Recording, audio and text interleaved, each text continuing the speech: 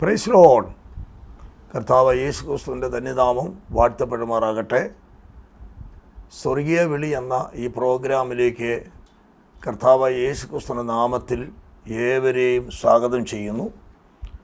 കഴിഞ്ഞ എപ്പിസോഡുകളായി നാം ചിന്തിച്ചുകൊണ്ടിരുന്ന വിളിയും തിരഞ്ഞെടുപ്പും ഉറപ്പാക്കുവാൻ അധികം ശ്രമിക്കുക എന്നുള്ള വേദവാക്യമായിരുന്നു നമ്മൾ ഒന്നിച്ച് ചിന്തിച്ചുകൊണ്ടിരുന്നത്. വിളിയെക്കുറിച്ച്, തിരഞ്ഞെടുപ്പിനെക്കുറിച്ച് നാം ബോധ്യമുള്ളവരായി തീർന്നില്ലെങ്കിൽ നമുക്ക് ജീവിതത്തിൻ്റെ മുമ്പിൽ വരുന്ന സാഹചര്യത്തിന് മധ്യത്തിൽ നമ്മൾ ഇടറിപ്പോവുകയും നമുക്ക് ലഭിച്ചിരിക്കുന്ന ആ നിത്യമായ ജീവൻ അല്ലെങ്കിൽ നിത്യ രാജ്യത്തിലേക്കുള്ള പ്രവേശനം ലഭിക്കാതെ പോകാൻ ഇടവരുന്നത് കൊണ്ട് വിളിയും തിരഞ്ഞെടുപ്പും അധികം ഉറപ്പാക്കാൻ ശ്രമിപ്പിനെന്ന് പത്രോസിൻ്റെ ലേഖനത്തിൽ നിന്നാണ് നാം ചിന്തിച്ചുകൊണ്ടിരുന്നത്. നമ്മെ ദൈവം വിളിച്ച് ഈ കൃപയിലേക്ക് ആക്കിയപ്പോൾ ഈ വിളിയെക്കുറിച്ച്, തിരഞ്ഞെടുപ്പിനെക്കുറിച്ച് അറിവില്ലാതെ വന്ന അനേകർ തിരുവെഴുത്തിൽ നാം പഠിക്കുമ്പോൾ, പഴയ നിയമത്തിലും പുതിയ നിയമത്തിലും നമ്മുടെ വിളി, തിരഞ്ഞെടുപ്പ് ഉറപ്പാക്കാതെ അതിനെ അലക്ഷ്യമാക്കി കളഞ്ഞവർ അവരുടെ ജീവിത അന്ത്യം വളരെ പരിതാപകരമായ അവസ്ഥയിലേക്ക് പോകുന്നതായി നമുക്ക് കാണാം. പ്രത്യേകിച്ച് ഇസ്രായേൽ മക്കളെ ദൈവം വിളിച്ചു വേർതിരിച്ച് മിസ്രൈമ്യ അടിമ നുഖത്തിൽ നിന്ന് വിടുവിച്ചവരെ വിളിച്ചപ്പോൾ പറഞ്ഞു, നിങ്ങൾ ഒരു രാജകീയ പുരോഹിത രാജ്യത്വമുള്ളവരായി. പുറപ്പാട് പുസ്തകം 19 വാക്യത്തിൽ പുരോഹിത രാജ്യത്വവും വിശുദ്ധ ജനമായിട്ടാണ് അവരെ ദൈവം വിളിച്ച് മിസ്രൈമ്യ അടിമത്തിൽ നിന്ന് കൊണ്ടുവന്ന് അവർക്ക് വാഗ്ദത്തം ചെയ്ത കനാൻ ദേശം അവർക്ക് കൊടുക്കുവാനിടയായി തീർന്നത്. അവർ കനാൻ ദേശത്ത് വന്നപ്പോൾ അവർക്ക് ഈ രണ്ട് ശുശ്രൂഷ ചെയ്യണം. രാജകീയ ശുശ്രൂഷയും പുരോഹിത ശുശ്രൂഷയും പുത്രത്വത്തിന് ശുശ്രൂഷയുണ്ട്. എന്നാൽ സത്യത്തിൽ ദൈവത്തിൻ്റെ പ്ലാനിൽ നിന്ന് ജനത്തെ ഇന്നും അന്നും മാറ്റിക്കളയുന്ന, ദൈവത്തിന് വിരോധമായി പ്രവർത്തിക്കുന്ന സാത്താൻ്റെ കിങ്ഡം ഇത് മനസ്സിലാക്കി പുരോഹിതനായി രാജാവായി ഒക്കെ ഇരുന്നവരെ തെറ്റിച്ച് കളയുന്നതായിട്ട് പഴയ നിയമപുസ്തകം നമ്മൾ പഠിക്കുമ്പോൾ അത് നമുക്ക് കാണാൻ ശ്രമിക്കും. 1 ശമൂവേലിൻ്റെ പുസ്തകത്തിൻ്റെ അകത്ത് അന്നത്തെ ഒരു പുരോഹിതനായിരുന്നു ഏലി പുരോഹിതൻ. ഏലി പുരോഹിതൻ്റെ കാലഘട്ടത്തിൽ തന്നെ കണ്ണുമങ്ങി ദൈവമായിട്ടുള്ള ബന്ധത്തിൽ നിന്ന് അകന്നുപോയി തൻ്റെ തലമുറകളൊക്കെ വഴിതെറ്റിപ്പോയി അവസാനം ദൈവമകത്താൻ പോകുന്നതായിട്ടാണ്. അപ്പം പുരോഹിതനായി രാജാവായി പുത്രത്വത്തിൻ്റെ അവകാശത്തിലേക്കും വിശുദ്ധ ജനമായി തീരേണ്ടിവരെ തെറ്റിച്ച് കളയുന്ന ശക്തി മുഖാന്തരം ആ വിളിയെക്കുറിച്ച്, ആ പൗരോഹിത്യത്തെക്കുറിച്ച് ബോധ്യമില്ലാതെ കാലാധിക്യത്തിൽ തൻ്റെ വിളിയിൽ നിന്ന് അകന്നു മാറി പോകുന്ന ഒരു ഏലി പുരോഹിതനെ കാണുവാനിടയായിത്തീരുന്നു.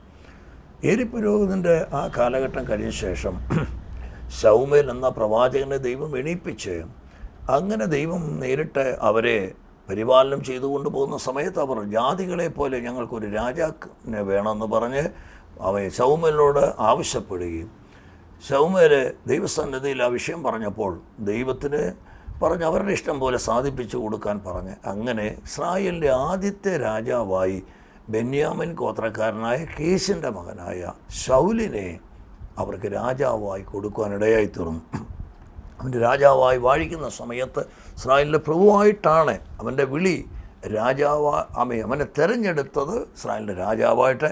അവൻ്റെ വിളിയെക്കുറിച്ച് നമ്മൾ 1 ശമൂവേലിൻ്റെ പുസ്തകം പഠിക്കുമ്പോൾ അവന് പ്രത്യേകമായ ഒരു കാര്യത്തിന് വേണ്ടി ദൈവം അവനെ ഏൽപ്പിച്ചായിരുന്നു. നീ രാജാവായി ഇരിക്കുമ്പോൾ തന്നെ നീ എനിക്ക് വേണ്ടി ചില കാര്യങ്ങൾ ചെയ്യണം. അമോലോക്കിൻ്റെ ഓർമ്മ പോലും ഭൂമിയിൽ നിന്ന് ഇല്ലാതാക്കി കളയുവാൻ, അവരെ നിർമൂലമാക്കി കളയണമെന്ന് ദൈവം അവനോട് പറഞ്ഞായിരുന്നു. അപ്പം ദൈവത്തിൻ്റെ രാജാവായി അവനെ അഭിഷേകം ചെയ്തിരിക്കുമ്പോൾ അവൻ്റെ ജീവിതത്തിൽ അവനെ അർഹിക്കാത്ത സ്ഥാനത്താണത് കിട്ടുവാനിടയായി തീർന്നു. എന്നാൽ അതിൽ നിലനിൽക്കാൻ കഴിയാതെ, അതിനുറപ്പാക്കാൻ കഴിയാതെ അമോലോക്കിനെ യുദ്ധത്തിന് വേണ്ടി തോപ്പിക്കാൻ കാര്യങ്ങളെല്ലാം പറഞ്ഞ് അയക്കുന്ന സമയത്ത് അവനെ പറഞ്ഞതുപോലെ ചെയ്യാതെ അവിടെ കണ്ട തടിച്ചതും കൊഴുത്തുമായ മൃഗങ്ങളെയും രാജാവിനെയൊക്കെ ജീവനോടെ പിടിച്ചു കൊണ്ടുവരുന്നതായി കാണാൻ. അപ്പോൾ അവൻ്റെ വിളി എന്തെന്നും അവനെ ഏൽപ്പിച്ച ദൗത്യത്തിൽ നിന്ന് അവൻ ഉറപ്പില്ലാതായി തീർന്നതുകൊണ്ട് അവന് കൊണ്ടുവന്നത് യഹോവയ്ക്ക് യാഗം കഴിക്കുന്നുള്ള രീതിയിലാണ് കൊണ്ടുവന്നത്. പക്ഷെങ്കിൽ അതുകൊണ്ട് ദൈവത്തിൻ്റെ ഹൃദയത്തിന് ദുഃഖമായി അവനെ ഏൽപ്പിച്ച ദൗത്യത്തിൽ നിന്ന് അവൻ പരാജയപ്പെട്ടു പോയി. അവൻ വിളിയും തിരഞ്ഞെടുപ്പ് ഉറപ്പാക്കുന്ന നിമിത്തം അവൻ്റെ രാജ്യത്വം നഷ്ടപ്പെട്ടു പോകുന്നതായിട്ട് നമുക്ക് കാണുവാനിടയായിത്തീർന്നു. അവൻ്റെ മേൽ ദുരാത്മാവ് കയറി. എങ്കിലും അവൻ രാജാവായിട്ട് അവൻ യുദ്ധം ചെയ്യുന്നൊക്കെ ഉണ്ട്. എങ്കിലും അവനെ ഏൽപ്പിച്ച ദൗത്യത്തിൽ നിന്ന് അവൻ പിന്മാറാനിടയായിത്തീർന്നു. അവനെ ദൈവം വിളിച്ച ഈ ശുശ്രൂഷ ഏൽപ്പിക്കുന്ന മുമ്പ് ഇവൻ്റെ പിതാവ് ഇവനെ ഏൽപ്പിച്ച ജോലി എന്ന് പറഞ്ഞാൽ കഴുതയെ കാണാതെ പോയതിനെ ആമി മടക്കി കൊണ്ടുവരുവാനാണ്. അപ്പോൾ ഇവന് മൃഗങ്ങളുമായിട്ടുള്ള ഒരു ബന്ധമുണ്ട്. ഇവൻ്റെ ജീവിതത്തിൻ്റെ പഴയകാല അനുഭവത്തിൽ മൃഗങ്ങളെ മേയ്ക്കുന്നതുകൊണ്ടാണ് ആ യുദ്ധവീലിൽ ചെന്നപ്പോൾ മൃഗങ്ങളെ കണ്ടപ്പോൾ അറ്റാച്ച്മെൻറ്റ് ചെയ്തു. അതിനെയെല്ലാം പിടിച്ചുകൊണ്ട് വന്ന് യാഗം കഴിക്കണമെന്ന് പറഞ്ഞ് കൊണ്ടുവന്നു. അവയിലൊന്നുപോലും ഇല്ലാതെ എല്ലാത്തിനെയും നിർമൂലമാക്കി കളയണമെന്ന് വ്യക്തമായി ദൈവം അവനെ ഏൽപ്പിച്ചൊരു മിനിസ്ട്രി ആയിരുന്നു. അവനെ വിളിച്ച വിളി ഇസ്രായേലിൻ്റെ പ്രഭുവായിട്ട് അവനെ അഭിഷേകം ചെയ്തു.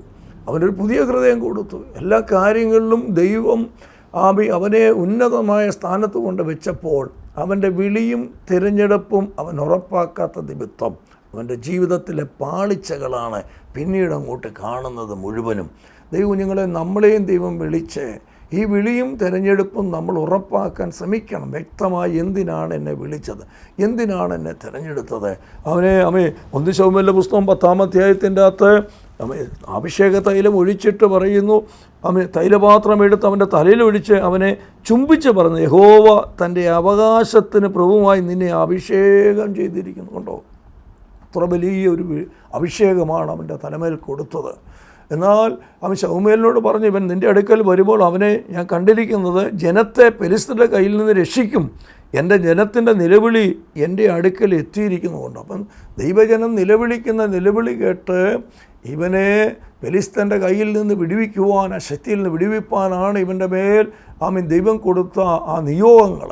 ആ നിലവിളിക്കനുസരിച്ച് ഇവൻ പറഞ്ഞ് വിട്ട കാര്യങ്ങൾ അനുസരിക്കാതെ വന്നു, അനുസരണക്കേട് കാണിച്ചു. ഇതിനെല്ലാം കൊണ്ടുവന്ന് ദൈവസന്നിധിയിൽ കൊണ്ടുവന്ന് കൊടുക്കുവാൻ ഇടയായിത്തീർന്നു. അപ്പം ദൈവം നമ്മളെ ഏൽപ്പിക്കുന്ന ദൗത്യം, നമ്മളെ വിളിച്ച വിളി, നമ്മളത് മനസ്സിലാക്കാതെ എല്ലാം ചെയ്യുന്നത് ദൈവത്തിന് ഇഷ്ടമെന്ന് തോന്നിയാണ് ഇന്ന് പലരും ദൈവരാജ്യത്തിൽ പ്രവർത്തിക്കുന്നത്.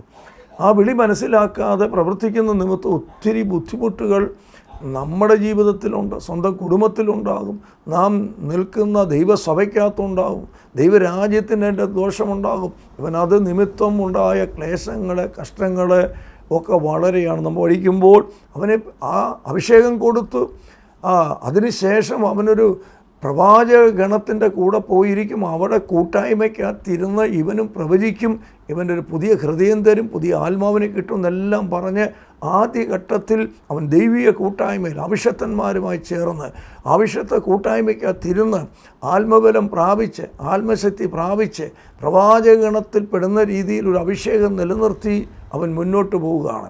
ആ യാത്രയിലാണ് അവനെ ഏൽപ്പിച്ച ദൗത്യത്തിൽ നിന്ന് അവൻ്റെ കണ്ണ്, അവൻ്റെ നോട്ടം, അവൻ്റെ ചിന്തകളെ ശത്രു മാറ്റിമറിച്ചിട്ട് അവനെ ഏൽപ്പിച്ച ദൗത്യം പരാജയപ്പെട്ടിട്ട് അവൻ യാഗം കഴിക്കണമെന്നുള്ള യാചന, അവൻ്റെ ചിന്ത അങ്ങനെ വന്നിട്ട് അവനെ ഏൽപ്പിച്ച ദൗത്യത്തിൽ നിന്ന് അവൻ ചെയ്യാതെ അത് ദൈവസന്നിധിയിൽ കൊണ്ടുവന്നപ്പോൾ ശമൂവേൽ പറയുന്നൊരു ഭാഗമുണ്ട്, നിന്നെ അങ്ങനെ ഞാൻ ഏൽപ്പിച്ച് വിട്ടിട്ട് നീ അത് ചെയ്യുമെന്ന് വിചാരിച്ചിട്ട്.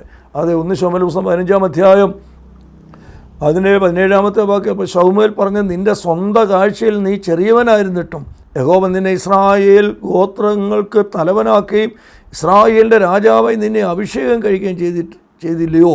പിന്നെ യഹോവ നിന്നെ ഒരു വഴിക്ക് അയച്ചു, നീ ചെന്ന് അമോലോക്യരായ പാപികളെ നിർമൂലമാക്കുകയും അവർ നശിക്കും വരെ അവരോട് പൊരുതുകയും ചെയ്തു എന്ന് കൽപ്പിച്ചു. അങ്ങനെ ഇരിക്കാൻ നീ യഹോവയുടെ കൽപ്പന അനുസരിക്കാതെ കൊള്ളയ്ക്ക് ചാടി യഹോവയ്ക്ക് അനിഷ്ടമായത് ചെയ്തു. ഇന്ന് അനേർക്ക് വരുന്ന ഇതുപോലെ അബദ്ധങ്ങളാണ്. നമ്മളെ ഒരു വഴിക്ക് പറഞ്ഞു വിടുമ്പോൾ ദൈവത്തിൻ്റെ വിളിക്കാത്തൊരു പർപ്പസുണ്ട്, നമ്മളെ കൊണ്ട് ചെയ്യേണ്ട ഒരു ശുശ്രൂഷയുണ്ട്. അത് തിരിച്ചറിയാതെ നാം ചെയ്തത് നല്ല കാര്യം നാം തോന്നിപ്പിക്കത്തക്കവണ്ണം ആ രാജ്യത്തിൻ്റെ യുദ്ധത്തിന് വേണ്ടി കടന്നു പോകുമ്പോൾ അവൻ്റെ കണ്ണ് മറച്ചു കളഞ്ഞ്, അവൻ്റെ ആ ആലോചന തിരിച്ചു കളഞ്ഞ്, അവനെ മറിച്ച് കളഞ്ഞ ശക്തി നിമിത്തം ദൈവത്തിൻ്റെ അവനെ ഏൽപ്പിച്ച ദൗത്യത്തിൽ നിന്ന് അവനെ എടുത്തു മാറ്റിയ രാജസ്ഥാനത്തിൽ നിന്ന് അവനെ മാറ്റുവാനിടയായി തീർന്നു. എന്നിട്ടും ഇസ്രായേലിൻ്റെ രാജാവായി ദീർഘവർഷം ഇരുന്ന് യുദ്ധം ചെയ്തു. അപ്പം ദൈവത്തിൻ്റെ വിളിയിൽ നിന്ന്, തിരഞ്ഞെടുപ്പിൽ നിന്ന് നാം മാറിപ്പോയാൽ നമുക്ക് ഇടർച്ച വരുമെന്നാണ് പത്രോസ് ശ്ലീഹ പറഞ്ഞത്. പത്രോസ് ശ്ലീഹായെയും ദൈവം വിളിച്ചത് മനുഷ്യരെ പിടിക്കാനെന്നാക്കിയിട്ടും അവൻ്റെ സാഹചര്യത്തിൽ അവൻ മീൻപിടുത്തക്കാരൻ്റെ അവിടെ നിന്ന് വിളിച്ചെങ്കിലും അവസാനം അവൻ പിന്മാറി ആ മീൻ പിടിക്കാൻ പോയത് കണ്ടില്ലേ? ശൗലിനെ സംബന്ധിച്ചിടത്തോളം അവൻ്റെ ജോലി മൃഗങ്ങളെ തീറ്റുവാൻ ആ നിലയിലുള്ള ജോലിയായിരുന്നപ്പോൾ ആ യുദ്ധത്തിന് പോയപ്പോൾ ആ മൃഗങ്ങളെ പിടിച്ചുകൊണ്ട് വരുന്ന കണ്ടോ? പഴയതിലേക്ക് നമ്മളെ വിളിച്ചത് ഒരു രാജകീയ പുരോഹിത ശുശ്രൂഷ ചെയ്യുവാൻ ദൈവം നമ്മെ വിളിച്ചു വേർതിരിച്ചപ്പോൾ ഒന്നാമത്തെ പൗരോഹിത്യ ശുശ്രൂഷ ചെയ്ത പുരോഹിതനായിരിക്കുന്ന ഏലി പുരോഹിതനെ ആ സ്ഥാനത്ത് നിന്ന് മാറ്റി ദൈവമഹത്വം പോയി, തൻ്റെ തലമുറകളെല്ലാം നഷ്ടപ്പെട്ടു പോയി. ആ സ്ഥാനം ആ കുടുംബത്തിൽ നിന്നെടുത്ത് മാറ്റിയിട്ട് അതിന് പകരമാണ് അവൻ ശൗമേൽ ആ ശുശ്രൂഷ ഏറ്റെടുക്കുവാനിടയായി തീർന്നത്. ഇന്നും നാം ശ്രദ്ധിക്കേണ്ട വലിയൊരു കാര്യമാണ്. ശൗലിൻ്റെ കാര്യം നമുക്കറിയാം. അവൻ പ്രവാചക കൂട്ടത്തിലിരുന്ന് പ്രവാചക ശക്തി ഏറ്റെടുത്ത് ദൈവകാരനല്ല. പിന്നെ അവൻ യുദ്ധത്തിന് പോകുമ്പോഴും അവന് ഒരു കാളയെ പിടിച്ച് കണ്ണമായി മുറിച്ച് 12 ഗോത്രങ്ങളിൽ കൊടുത്തുവിട്ട് എന്നോട് അവനെല്ലാം ഈ മൃഗങ്ങളുമായി പഴയ പാരമ്പര്യമായി പണ്ട് നമ്മൾ ചെയ്തിരുന്ന പ്രവൃത്തിയിൽ കൂടെ ദൈവവേല ചെയ്യുവാൻ പലരും ശ്രമിക്കും. പണ്ട് നമ്മൾ എങ്ങനെ ചെയ്തു അതുപോലെ രാഷ്ട്രീയക്കാർ വിശ്വാസം വന്നാൽ അവൻ രാഷ്ട്രീയക്കാരുടെ പ്രസംഗം പോലെ അവർ ചെയ്യും. മദ്യപാനി വന്നാൽ ആ സ്വഭാവത്തിൽ ചെയ്യും. അവൻ പഴയത് മാറി നമ്മളെ ഒരു പുതിയതാക്കി തീർത്ത് നമ്മളുടെ രാജ്യവും ദൈവരാജ്യത്തിലേക്ക് ആക്കി കഴിയുമ്പോൾ ആ വിളി എന്തെന്ന്, ദൈവരാജ്യത്തിൽ ദൈവം നമ്മളെ വിളിച്ചത് ദൈവത്തിൻ്റെ ഇഷ്ടം ചെയ്യുവാൻ, ദൈവം ചില പ്രത്യേക പർപ്പസ് ചെയ്യുവാൻ നമ്മളെ വിളിക്കുമ്പോൾ അത് വിട്ടുപോയ ശൗലിൻ്റെ ജീവിതം നോക്കുമ്പോൾ മുന്നോട്ട് പോകുമ്പോൾ എത്ര ശോചനീയമായിട്ടാണ് അവൻ്റെ മേലൊരു ദുരാത്മാവ് വന്നെന്നാണ് പറഞ്ഞത്.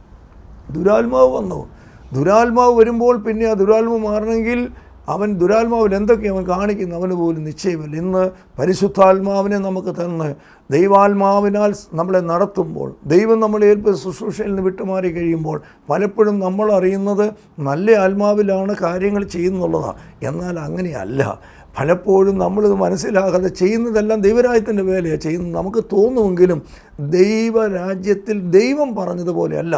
എന്നാൽ പുത്രനായ ക്രിസ്തുവിനെ നോക്കുമ്പോൾ പിതാവ് കൽപ്പിച്ചത് മാത്രം ചെയ്ത്, പിതാവ് പറയുന്നത് കേട്ടു മാത്രം ചെയ്ത് അങ്ങനെ ശുശ്രൂഷ തയ്ക്കുന്ന ഒരു പുത്രനാണ് നമ്മുടെ മാതൃക വെച്ചിരിക്കുന്നത്. ആ കർത്താവിനെ പിൻപറ്റിയ പത്രോസ് ശ്ലീഹയാണ് പറഞ്ഞത്, എൻ്റെ ജീവിതത്തിൽ അബദ്ധം പറ്റിപ്പോയതുകൊണ്ട് ആകയാൽ നിങ്ങളുടെ വിളിയും തിരഞ്ഞെടുപ്പും ഉറപ്പാക്കാൻ അധികമായി നമ്മൾ ശ്രമിക്കണം. ഇങ്ങനെ ചെയ്താൽ ദൈവരാജ്യത്തിലേക്കുള്ള പ്രവേശനം നിങ്ങൾക്ക് നഷ്ടപ്പെട്ടു പോകത്തില്ല, ഇടറിപ്പോകത്തില്ലെന്ന് പറയാൻ തൻ്റെ ജീവിതത്തിൻ്റെ സാഹചര്യത്തിൽ ഇതുപോലെ സംഭവിച്ചതുകൊണ്ട് ഇന്ന് ഈ കാലഘട്ടത്തിൽ ദൈവീയ ശുശ്രൂഷയുടെ മുന്നിൽ നിൽക്കുന്ന നമ്മൾ ഓരോരുത്തരും തെറ്റിപ്പോകാതിരിക്കാൻ നമുക്ക് വെച്ചിരിക്കുന്ന ഒരു പ്രത്യാശയുണ്ട്. അവൻ സ്വർഗത്തിൽ സംഗ്രഹിച്ച് വെച്ചിരിക്കുന്ന ഒരു അവകാശമുണ്ട്. ഇതെല്ലാം നമുക്ക് പ്രാപിച്ചെടുക്കാനാണ് നമുക്ക് അന്ത്യമായ ലക്ഷ്യമിരിക്കുന്നത്. ഇപ്പോൾ നമ്മൾ ഈ ഭൂമിയിൽ നമുക്ക് വെച്ചിരിക്കുന്ന സമയത്ത് ആ പ്രവൃത്തികൾ ചെയ്ത് മുന്നോട്ട് പോകുവാൻ ആണ് ദൈവം നമ്മെ വെച്ചിരിക്കുന്നത്. അത് തിരഞ്ഞെടുപ്പ് നമ്മൾ എന്തെന്ന് തിരിച്ചറിയുവാൻ നമ്മുടെ ഉള്ളിൽ തന്ന പരിശുദ്ധാത്മാവിൽ ദൈവസന്നിധിയിൽ ദൈവത്തോട് ചോദിക്കുമ്പോൾ ദൈവം ആ കൃത്യമായ പ്രവൃത്തികൾ ചെയ്യുവാൻ ദൈവം നമുക്ക് കൃപ നൽകി തരുവാൻ ഇടയായിത്തീരും. ഇതാണ് ഈ ദിവസങ്ങൾ നമ്മൾ പ്രാപിച്ചെടുക്കേണ്ടത്. ശൗലിൻ്റെ ജീവിതം നമ്മൾ മുന്നോട്ട് നോക്കുമ്പോൾ സ്തോത്രം, അവനെ മുന്നോട്ട് പോയപ്പോൾ ദൈവത്തിൽ നിന്ന് അകന്നുപോയി, ദൈവാലോചന കൊടുക്കാനില്ല, ദൈവ കൂട്ടായ്മയിൽ നിന്ന് അകന്നുപോയി. അവൻ്റെ അവസാനം നോക്കുമ്പോൾ ആദ്യം നമ്മൾ നോക്കുമ്പോൾ പ്രവാചകഗണത്തിൽ വീണ് കിടന്നവൻ ഇപ്പോൾ ഒരു വെളിച്ചപ്പാടത്തിൻ്റെ കൂട്ടായ്മയ്ക്കകത്ത് പോയി അവൻ അവിടെ മുമ്പിൽ വീണ് കിടന്ന് ആലോചന പ്രാപിക്കുക. അവൾ പറഞ്ഞ ആലോചന കറക്റ്റ് ആലോചനയാണ്. പക്ഷേ എവിടുന്നാണത് വന്നത്, ഏത് ആത്മാവിനാണ് വന്നത് തിരിച്ചറിയാതെ, ദൈവസന്നിധി ഒരു ആലോചന കിട്ടാതെ ശൗൽ എന്ന ഇസ്രായേലിൻ്റെ ഒന്നാമത്തെ രാജാവ് പോയി വെളിച്ചപ്പാടിയുടെ മുമ്പിൽ രാത്രിയിൽ പോയി വീണ് കിടക്കുക. നമുക്കൊന്ന് ഇവനോട് ചോദിക്കാം, നീ ദൈവരാജ്യത്തിൻ്റെ ഇസ്രായേലിൻ്റെ ആദ്യത്തെ പ്രഭുവായി അഭിഷേകം ചെയ്തപ്പോൾ നിന്നെ നടത്തിയ ശൗമേൽ പ്രവാചകൻ പറഞ്ഞത് കേട്ട് നീ ആ പ്രവാചക കൂട്ടത്തിൽ പോയി ആ കൂട്ടായ്മയുടെ ബലത്തിൽ നീ അഭിഷേകവും ശക്തിയും പ്രാപിച്ചവനല്ലേ, പിന്നെ എന്തുകൊണ്ട് നിൻ്റെ ജീവിതത്തിൽ വന്നു? നിൻ്റെ ജീവിതത്തിൽ നീ അറിയാതെ നിന്നെ തെറ്റിച്ച് കളഞ്ഞ, നിൻ്റെ വിളിയെക്കുറിച്ച് തെരഞ്ഞ ഓർമ്മയില്ലാതെ വന്ന് അത് തെറ്റിച്ച് കളഞ്ഞ മേഖലയിൽ നിൻ്റെ ജീവിതത്തിൽ വന്ന പരാജയങ്ങളാണ് ആമേൻ നമ്മൾ അവസാനമായി കാണുന്നത്. അവൻ വെളിച്ചപ്പാടത്തിന് മുമ്പിൽ വീണ് കിടക്കുക. ഒരാലോചനയ്ക്ക് വേണ്ടി ദൈവം നടത്തുന്നവരുണ്ട്, നമുക്ക് നടത്തുവാനും. ആമേൻ നമ്മൾ അപ്പോസ്തലന്മാരുടെ ഉപദേശം കേട്ടും കൂട്ടായ്മ ആചരിച്ച് നടക്കാനാണ് നമ്മളെ വിളിച്ചത്. ഇന്ന് അനേകർക്ക് അപ്പോസ്തലന്മാരുടെ ഉപദേശമില്ല, കൂട്ടായ്മ ആചരിക്കുന്നില്ല. അവർക്ക് ലഭിച്ച അഭിഷേകത്തിൻ്റെ ശക്തി രാജാവായിട്ട് രാജാഭിഷേകമായി യുദ്ധം ചെയ്യാനുള്ള അഭിഷേകവും കിട്ടിയിട്ടുണ്ട്. പക്ഷേ ആരുടെ ഇഷ്ടത്തിനാണ് പ്രവർത്തിക്കാൻ പോകുന്നത്? ദൈവരാജ്യത്തിൽ ദൈവത്തിൻ്റെ ഇഷ്ടത്തിനോട് പ്രവർത്തിപ്പാനാണ് നമ്മളെ മേൽ വിളിച്ചതും തിരഞ്ഞെടുപ്പും തന്നത്. അത് ലഭിക്കാതെ, അത് കിട്ടാതെ ആമേൻ സ്തോത്രം മുന്നോട്ട് പോകുന്നവരെല്ലാം ചെന്ന് പെടുന്നത് വല്ലാത്ത ഒരവസ്ഥയിലേക്കാണ് കടന്നു പോകാൻ ഇടയായിത്തീരുന്നത്. ഇവിടെ ശൗലിനെ സംബന്ധിച്ചിടത്തോളം ആ നിലയിൽ അധപ്പതിച്ച് കഴിഞ്ഞപ്പോൾ യുദ്ധം കൊടുമ്പരി കൊണ്ട സമയത്ത് 1 ശമൂവേലിന്റെ പുസ്തകം 31 അധ്യായം നമ്മൾ പഠിക്കുമ്പോൾ ഫെലിസ്തർ ഇസ്രായേലിനോട് യുദ്ധം ചെയ്തു. ഇസ്രായേൽ ഫെലിസ്തരുടെ മുമ്പിൽ നിന്ന് ഓടി ഗിൽബോ പർവ്വതത്തിൽ നിഹിതന്മാരായി വീണു. ഫെലിസ്ത്യൻ ശൗലിനെ അവൻ്റെ പുത്രന്മാരെ പിന്തുടർന്നുകൊണ്ടോ ദൈവം വെച്ച വെളിയിൽ നിന്ന് പോയി ദൈവത്തെ കൂടെയുള്ള ദൈവമാണ് യുദ്ധങ്ങൾ ചെയ്തെടുക്കേണ്ടത്. സൈന്യങ്ങളുടെ ദൈവം, യുദ്ധവീരനായ ദൈവമാണ്. ഇപ്പോൾ യുദ്ധക്കളത്തിൽ നിന്ന് അവനെ പിന്തുടരുന്ന ശക്തി വരുന്നത്. ഫെലിസ്തർ ശൗലിൻ്റെ പുത്രന്മാരെ യോനാഥാൻ, അബിനദാബ്, മെൽക്കീശൂബ എന്നിവരെ കൊല്ലുവാൻ തലമുറ തകർന്നു പോയി. തലമുറ തുറമേ അബ്രഹാമിനോട് പറഞ്ഞ് നീ അനുസരിച്ചാൽ 1000 തലമുറ വരെ അനുഗ്രഹം പ്രാപിക്കേണ്ടവൻ, രാജകീയ അഭിഷേകം പ്രാപിച്ചവൻ തലമുറകളാ ഗിൽബോ പർവ്വതത്തിൽ പട്ടുപോകാനിടയായി തീർന്നു. ഇവനും സ്വയമായി ശത്രുവിനെ കണ്ട് ഭയന്നിട്ട് തൻ്റെ വാളൂരി അതിൽ വീണ് മരിച്ചു പോകാനാണ്. ഗിൽബോവ പർവ്വതത്തിൽ വെച്ച് അവൻ നഷ്ടപ്പെട്ടു പോകാനിടയായി തീർന്നു. വിളിയും തിരഞ്ഞെടുപ്പും ഉറപ്പാക്കാത്ത നിമിത്തം അവൻ്റെ ജീവിതത്തിൽ വന്ന ആ വലിയ പ്രശ്നങ്ങൾ. നമുക്കിതെല്ലാം എന്തിനാണ് എഴുതി വെച്ച് തന്നിരിക്കുന്നത്? ബുദ്ധി ഉപദേശത്തിന് വേണ്ടിയല്ലേ? നമ്മൾ ഈ കാലഘട്ടത്തിൽ ജീവിക്കുമ്പോൾ ശത്രു അതിൻ്റെ മുഴുവലത്തോടെ ദൈവത്തിൻ്റെ ലക്ഷ്യത്തിൽ നിന്ന് അഭിഷക്തന്മാരെയും ദൈവകുഞ്ഞുങ്ങളെയും വഴിതെറ്റിച്ചുകൊണ്ടിരിക്കുന്ന ഈ പ്രത്യേക കാലഘട്ടത്തിൽ പരമാർത്ഥ മനസ്സുണർത്തിച്ച് പത്രോസിൻ്റെ ജീവിത അനുഭവത്തിൽ നിന്ന് പത്രോസ് എഴുതിയ ലേഖനത്തിൽ ഇതെന്തിനാണ് എടുത്തു പറയുന്നത്? നമുക്കത് സംഭവിച്ചു പോകാതിരിക്കാൻ തക്കവണ്ണം തൻ്റെ ജീവിതത്തിൽ സംഭവിച്ചു പോയതിനെ ദൈവം ഇറങ്ങി വന്ന് കർത്താവ് ഉയർത്തലിന് ശേഷം തിമരിയോസ് കടൽക്കരയിൽ അവൻ എവിടെ വെച്ചാണ് വിളിച്ചത്? മീൻ പിടിക്കുന്നിടത്ത് നിന്ന് അവനെ വിളിച്ചെങ്കിൽ അതേ കടൽക്കരയിൽ വെച്ച് ദൈവം ഇറങ്ങി വന്ന് അവനെ യഥാസ്ഥാനപ്പെടുത്തി പരിശുദ്ധാത്മാവിൻ്റെ ശക്തിയും അധികാരം പ്രാപിക്കുവാൻ, വിളിയെക്കുറിച്ച് തെരഞ്ഞെടുപ്പെക്കുറിച്ച് അറിഞ്ഞ് ബോധ്യം ചെയ്യുവാൻ കർത്താവിൻ്റെ വലിയ കൃപ ഏറ്റെടുത്തവനാണ് പത്രോസ്. അങ്ങനെ വിടുതൽ കിട്ടിയോണ്ട് നമുക്ക് എഴുതിയത്. ശൗലിനെ സംബന്ധിച്ചിടത്തോളം അവനെ എവിടെ നിന്നാണ് വിളിച്ചത്? കഴുത മൃഗങ്ങളുടെ പുറകെ നടന്നവനാണ്. ആ മൃഗങ്ങളെ അന്വേഷിച്ച് നടന്ന ധനവാനായിരിക്കുന്ന മനുഷ്യൻ. അവൻ ഏത് തൊഴിലിൽ നിന്നാണ് ദൈവം അവനെ വിളിച്ചത്? അവസാനം സ്തോത്രം ആ മൃഗങ്ങളെ യുദ്ധഭയിൽ നിന്ന് വിളിച്ചുകൊണ്ട് വരികയും ആ നിലയിൽ അവൻ്റെ ജീവിതത്തെ തകർത്ത് കളയുവാൻ അതേ മണ്ഡലങ്ങൾ ഉപയോഗിച്ച പിശാച് ഇന്നും ദുരാത്മാവ് മണ്ഡലങ്ങളെ നമ്മുടെ ഉള്ളിൽ കടത്തിക്കൊണ്ട് ദൈവവചനത്തിന് വിരുദ്ധമായി കൊണ്ടുപോകുമ്പോൾ ഇതൊരു ഒരു അത്യുപദേശം പോലെ പത്രോസ് ശ്ലീഹ നമ്മളെ ഓർപ്പിച്ചപ്പോൾ പഴയ നിയമത്തിലെ ഒന്നാമത്തെ പുരോഹിതന് പുരോഹിത സൃഷ്ടി ചെയ്യുന്ന ഏലിയെക്കുറിച്ച് നമ്മൾ പഠിച്ചു. അവൻ്റെ കുടുംബവും അവൻ്റെ തലമുറയും ദൈവമഹത്വം നഷ്ടപ്പെട്ടു പോയി. ഒന്നാമത്തെ രാജാവായിരിക്കുന്നത് രാജകീയ പുരോഹിതവർഗമാകുവാനാണ് നമ്മളെ വിളിച്ചത്. അപ്പോൾ ഒന്നാമത്തെ പുരോഹിതനെ തകർക്കുന്നു, ഒന്നാമത്തെ രാജാവിനെ അവൻ്റെ തലമുറകളെയും തകർത്ത് അവൻ്റെ കുടുംബത്തെ തകർത്ത് കളയാനിടയായിത്തീർന്നു. പ്രിയമുള്ളവരെ, ഇതൊരു വാണിംഗ് ആയി വന്നുകൊണ്ട് നമ്മളെ വിളിയിലേക്ക്, നമ്മുടെ തിരഞ്ഞെടുപ്പിൽ ഒന്നും മടങ്ങി വരുവാൻ ഈ വചനത്തിന് മുമ്പിൽ നമ്മളെ ഒന്ന് ഏൽപ്പിച്ചു കൊടുക്കാം. കർത്താവ് നമ്മളെ വിളിച്ചില്ലേ? പാപത്തിൻ്റെ ചേറ്റിൽ നിന്ന് വിളിച്ചു. അർഹത ഇല്ലാത്ത സ്ഥാനത്ത് നമ്മളെ അഭിഷേകം തന്ന് നമ്മളെ നിർത്തി.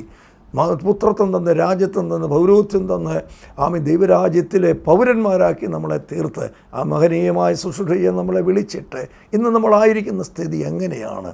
ദൈവഹിതപ്രകാരമാണോ നമ്മൾ മുന്നോട്ട് പോകുന്നത്? വിളിക്കൊത്തമാണോ നമ്മുടെ ശുശ്രൂഷ മുന്നോട്ട് കൊണ്ടുപോകുന്നത്? നമ്മളെ ഒന്ന് വിലയിരുത്തി ശോധന ചെയ്താൽ പരിശുദ്ധാത്മാവ് നമ്മളെ യഥാസ്ഥാനപ്പെടുത്തി പണിയുന്ന നല്ല കാര്യസ്ഥനായ പരിശുദ്ധാത്മാവാണ്. ആകയാൽ ഇന്ന് എന്നെ കേൾക്കുന്ന പ്രിയമുള്ളവരെ, ഈ വിളിയും തെരഞ്ഞെടുപ്പും അത് ഉറപ്പാക്കുവാൻ ശ്രമിക്കുവാൻ ഉള്ള ഈ വചന കേൾവിയിൽ കൂടെ നമുക്കൊന്ന് മടങ്ങി വരാനുള്ള സമയമാണ്. അതിനുവേണ്ടി നമുക്കൊന്ന് ഏൽപ്പിച്ചു കൊടുക്കാം, അതിനുവേണ്ടി ഒന്ന് സമർപ്പിക്കാം. നിങ്ങളുടെ കണ്ണുകളെ അടച്ചാൽ നമുക്ക് ഒന്നിച്ചൊന്ന് പ്രാർത്ഥിക്കാം. നമ്മളെല്ലാം പലതിലും തെറ്റിപ്പോകുന്നവരാ. നമ്മുടെ മേൽ ആത്മാവ് ഉണ്ട്, അഭിഷേകം ഉണ്ടെങ്കിലും ഏത് സമയത്താണ് അനുസരണക്കേടിൻ്റെ ആത്മാവ് വ്യാപരിക്കുന്നത് നമുക്കറിയാൻ പാടില്ലാത്തതുകൊണ്ട് നമുക്ക് മടങ്ങി വരുവാൻ ദൈവം തന്ന ഈ നല്ല സമയത്ത് നമ്മുടെ കണ്ണുകളെ അടയ്ക്കാൻ നമുക്കൊന്ന് പ്രാർത്ഥിക്കാം. നല്ല ദൈവമേ, സ്വർഗ്ഗസ്ഥ പിതാവേ, ഞങ്ങളുടെ വിളിയെക്കുറിച്ച് ഞങ്ങളുടെ തിരഞ്ഞെടുപ്പ് കഴിഞ്ഞ ദിവസങ്ങളെല്ലാം വചന ശുശ്രൂഷയിൽ കൂടെ ഞങ്ങളെ തട്ടി ഉണർത്തുന്നല്ലോ. കർത്താവേ, ഞങ്ങളെ ഒന്നുകൂടെ ഒന്ന് ശോധന ചെയ്ത് ഞങ്ങളിപ്പോൾ ചെയ്യുന്ന മിനിസ്ട്രി, ഞങ്ങൾ പോകുന്ന പാത അങ്ങയുടെ ഹിതത്തിനുള്ളതാണോ, അങ്ങയുടെ ഹൃദയപ്രകാരമാണോ എന്നൊന്നുകൂടെ ശോധന ചെയ്ത് കർത്താവിൻ്റെ ആത്മാവ് ഞങ്ങൾ തെറ്റിപ്പോയെങ്കിൽ ഞങ്ങളെ തിരുത്തി യഥാസ്ഥാനപ്പെടുത്തുവാൻ ഞങ്ങളെ സമർപ്പിക്കുന്നു. ഇതുവരെയും ഈ വിളിയൊന്നും കേട്ടിട്ടില്ല, ഈ വിളിയെക്കുറിച്ച് അറിയാത്ത അനേകർ ഈ വചനം കേൾക്കുന്നുണ്ട്. കർത്താവേ, അവരുടെ ഹൃദയത്തിൽ അങ്ങയുടെ വിളിയെക്കുറിച്ച്, അങ്ങയുടെ തെരഞ്ഞെടുപ്പിനെക്കുറിച്ച്, അങ്ങ് ഒരുക്കിയിരിക്കുന്ന രക്ഷയുടെ അതിനെക്കുറിച്ച്, വലിയ രക്ഷ, ആത്മാവിൻ്റെ രക്ഷയെക്കുറിച്ചൊക്കെ അവിടെ ഉള്ളത്തോട് പരിശുദ്ധാത്മ ഇടപെടുമെന്ന് പ്രാർത്ഥിക്കുന്നു. ഇന്നു മുതൽ കർത്താവേ, ഞങ്ങളെ തന്നെ ഒരിക്കൽ കൂടി സമർപ്പിച്ച് അങ്ങയുടെ വിളിയും തെരഞ്ഞെടുപ്പ് ഉറപ്പാക്കി അങ്ങയുടെ ഹിതം ഈ അന്ത്യകാലത്ത് ചെയ്തെടുക്കുവാൻ ഞങ്ങളെ ഓരോരുത്തരെയും സഹായിക്കണം, ശക്തീകരിക്കണം. കൃപയാൽ ഞങ്ങളെ നിറച്ചാട്ടെ, യേശുവിൻ്റെ നാമത്തിൽ തന്നെ. ആമീൻ, ആമീൻ. പ്രിയമുള്ള ദൈവമക്കളെ, ഈ വിളിയും തെരഞ്ഞെടുപ്പ് ഉറപ്പാക്കി മുന്നോട്ട് പോകാൻ നമുക്ക് ശ്രമിക്കാം. നിങ്ങൾക്ക് ഇതിനെക്കുറിച്ച് കൂടുതൽ അറിയുവാനും ആമീൻ ഞങ്ങളുമായിട്ട് ബന്ധപ്പെടുവാൻ താഴെ കാണുന്ന ആമീൻ ഞങ്ങളുടെ അഡ്രസ്സിൽ ഞങ്ങളെ വിളിക്കുക, കോൺടാക്റ്റ് ചെയ്യുക. ദൈവം നമ്മളെ ഒന്നിച്ച് അനുഗ്രഹിക്കട്ടെ. God bless you. Amin, Amin.